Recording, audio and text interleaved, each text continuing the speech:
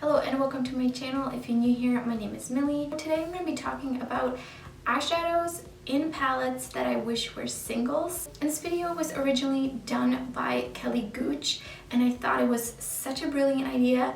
I've seen other people doing it as well, and I think it's been really fun and a great distraction nowadays. And it's really interesting to see what shades people would love from eyeshadow palettes. I'm also seeing people talk about some of the same eyeshadow palettes.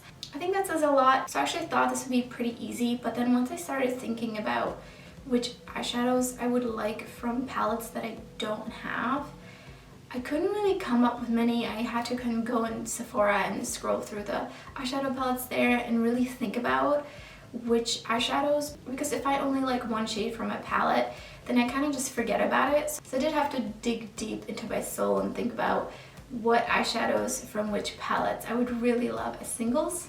So I actually have a good amount of shades from different palettes, and some of the palettes I do own. So let me scoot over so I can put some stuff up here. So the first one is the Melt Cosmetics Millennial Pinks eyeshadow palette, which I was so tempted to buy because I do have a Sephora gift card burning a hole in my pocket. But I saw a lot of bad reviews on this palette and that the shimmers were awful and the mattes were really not up to par. So I don't know what happened there, but I'm really happy that I didn't end up buying it. But there's one shade, it's called Modern Love, and I just think this is such a beautiful tone. It's like a peachy, pinky, I don't even know, it's just so beautiful, and I don't think I have something like exactly like this. I feel like this is a pretty unique shade, but if you know of a dupe, definitely leave it down in the comments below. So that's one shade I'm really lusting after from this palette. It's actually one of maybe two matte shades that I picked. It was much easier to find metallic shades that I wanted from a palette than mattes. I think mattes are a little bit easier to find dupes of, but metallics on the other hand can be pretty unique. So in the next palette's actually two shades, and they're also matte, so surprise surprise. But this is the Wannabe Cosmetics Rustic Lamb eyeshadow palette, and the two shades I'm particularly in love with are Evil Eye and Dreamcatcher. I mean, the whole color story of this palette is just stunning, but I've heard mixed reviews on the Wannabe Cosmetics eyeshadow palettes in general. I did buy the Celestial Storm, I think it was called, and while the mattes were nice, the shimmers were so bad. But I digress. I just love the tones of these. I think that Dreamcatcher is like almost leaning towards periwinkle, but like not quite. It's like a really beautiful baby blue. And then Evil Eye it's like a deeper blue, but it's also like not the typical deep blue, so I feel like these two would be pretty unique in my collection if they were sold as singles. The next shade is from the ColourPop Like You A Lot eyeshadow palette.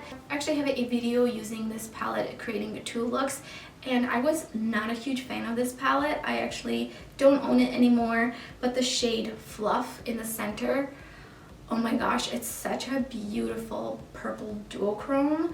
I was generally disappointed in the formulation of some of these shimmers in the palette, but this one is a really beautiful color that I would love to see as a single pan. And I think it's partially because I'm such a sucker for purples, especially like metallic purples.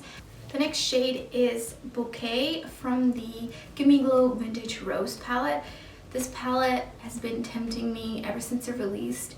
I just love the color story. It's a very unique and different color story, and just all the tones together are really beautiful, and I've seen people do really stunning looks, and Gimme Glow's metallic formula is just amazing, out of this world, super creamy and metallic.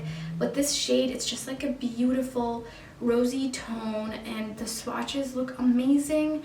I kind of wonder if I might have something similar, but it just seems like a pretty unique metallic color, especially from Gimme Glow. The only reason I haven't bit the bullet is because I feel like I have a lot of the other shades in this palette, so I definitely don't need it, and I don't think I will purchase it, but I will forever be lusting after the Bouquet. So since we're already talking about rosy tones, the next palette is the Norvina palette, the regular sized eyeshadow palette, and I was really kind of disappointed in this palette. I used it a couple times. I think I have a 4 looks, 1 palette up with it, I'm pretty sure, and I don't love it, but the one shade that absolutely stands out from this palette for me is Rose Gold. And I know, again, like another rosy tone, but that's just like really what I love, and this one is just so metallic and super stunning. And actually seems pretty different from the shade from Vintage Rose. It seems like it's less pinky reddish. It seems like it's more like a true rose gold. I feel like I had a similar single pan shade